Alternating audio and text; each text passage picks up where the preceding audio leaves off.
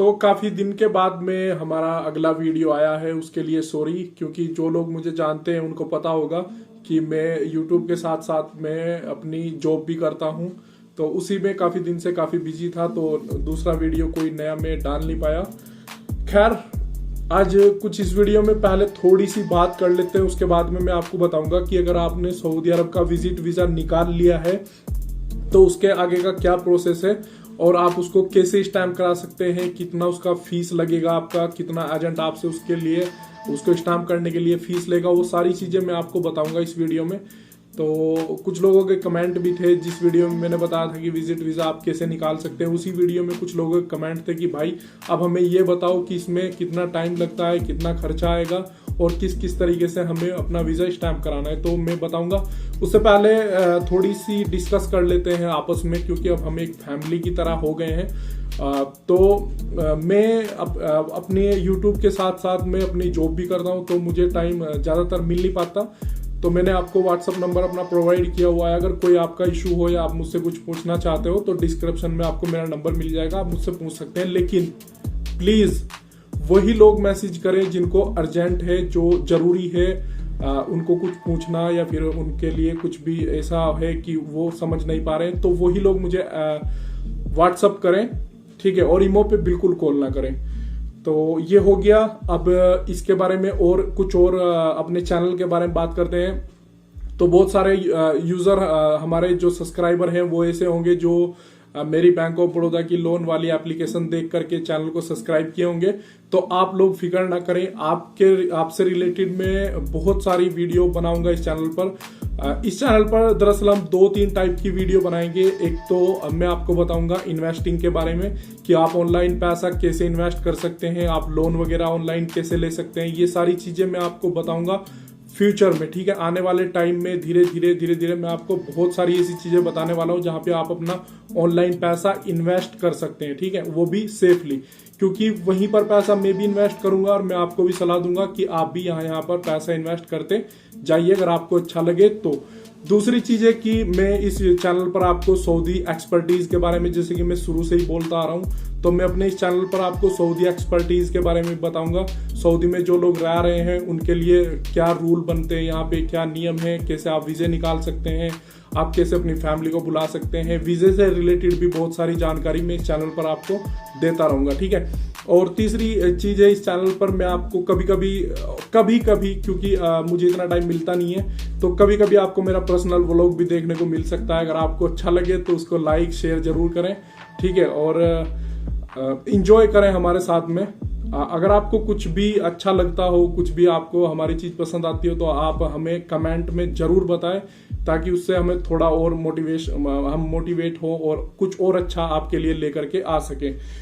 तो इस वीडियो में मैं आपको बताने वाला हूं कि कैसे आप सऊदी अरब का अगर आपने विजिट वीजा निकाल लिया है तो उसके बाद में आप उसको क्या करना है, उस वीजे का कैसे स्टैंप होगा। ये प्रोसेस मैं आपको इंडिया के लिए बता रहा हूँ, काफी सब्सक्राइबर हमारे दूसरी कंट्री के भी होंगे, तो इंडिया के लिए मैं आपको समझा दूं कि क्या क्या प्रोसेस है, कितना फीस है, ठीक है।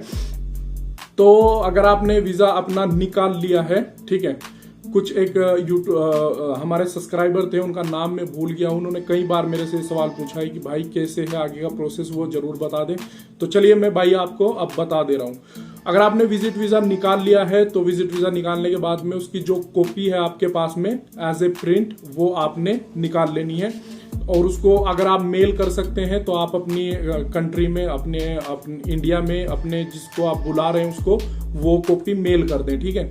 अगर आप मेल नहीं कर पाओगे तो फिर आप उसको दूसरे तरीके से, जैसे भी आपको कंफर्ट हो, आप उसको भेज सकते हैं। तो आपके पास में ओरिजिनल वीजे की कॉपी होनी चाहिए, ठीक है।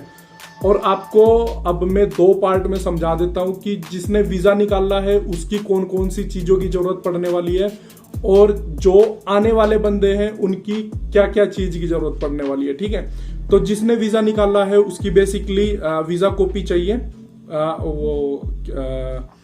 उसकी चाहिए, जो वीजा उसने निकाला है उसकी कॉपी, ठीक है। उसका अकामा चाहिए, अकामे की भी कॉपी चाहिए उसके, जिसने अकामा निकाला, जिसने विजिट वीजा निकाला है।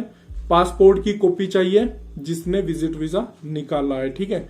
और आपके पास में 2 फोटो भी आपको देने हैं, ये सारी चीजें आपको अपनी कंट्री में भेज देनी है, यानी कि जिसको आप बुला रहे हैं उसके पास में ये चीजें भेज देनी है। एक बार और बता देता हूँ, वीजा कॉपी भेजना है, अकामी की कॉपी भेजना है, पासपोर्ट की कॉपी भेजना है, और आपको अपने 2 फोटो भी भेज देना है। अगर आप अपनी वाइफ को बुला रहे हो, एक कंफ्यूजन मैं आपका यहाँ पे दूर कर दूं, अगर आप अपनी वाइफ को बुला रहे हो तो अगर आपकी वाइफ के पासपोर्ट में आपका नाम है, ठीक है, तो आपको निकाहनामे की जरूरत नहीं पड़ने वाली है स्टैंपिंग के टाइम पे। अगर आपकी वाइफ के पासपोर्ट में निकाह आपका नाम नहीं है तो आपको एम्बेसी में, सऊदी एम्बेसी में आपको जरूरत पड़ सकती है निकाहनामे की, ठीक है। तो अपना निकाहनामा रेडी रखें आप। और ये हो गया यहाँ से जो आप चीजें इंडिया भेजेंगे, ठीक है। अब बात कर लेते हैं उन लोगों की जो इंडिया में है और वो आना चाह रहे हैं, उनके किस किस चीज की जरूरत पड़ने वाली है। तो आपके पास में जो वीजा कॉपी यहाँ से भेजा है वो, और जो और डॉक्यूमेंट्स भेजे हैं जिस बंदे ने आपको जो बुला रहा है, वो सारे डॉक्यूमेंट्स आपके पास में होने चाहिए।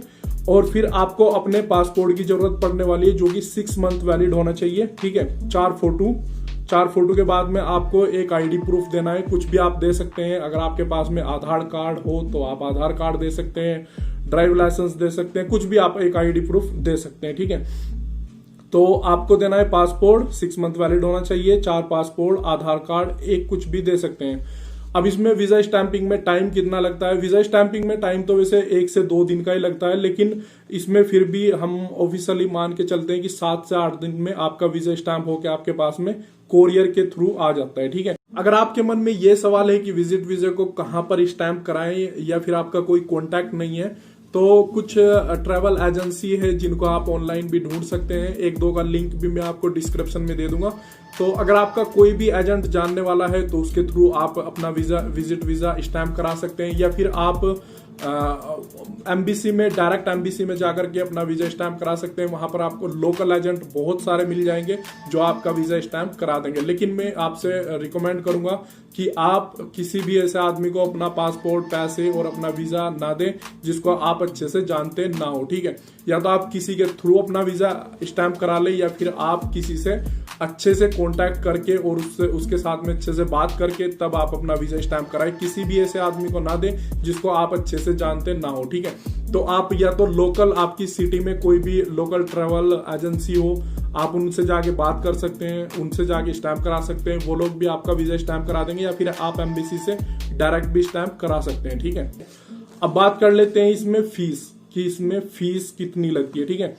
तो जो विजिट वीजा आप 1 मंथ के लिए निकालते हैं, यानी कि उसमें आप 3 मंथ रहते हैं, उसमें आपको एजेंसी में यहाँ पे सऊदी अरब ने जो अलाउ किया हुआ है वो है 453 रियाल, 453 रियाल, ठीक है। तो 453 रियाल जो सऊदी अरब ने है वो अलाउ किया हुआ है कि इतने पैसे इस वीजे के लिए आपको पे करने पड़ेंगे।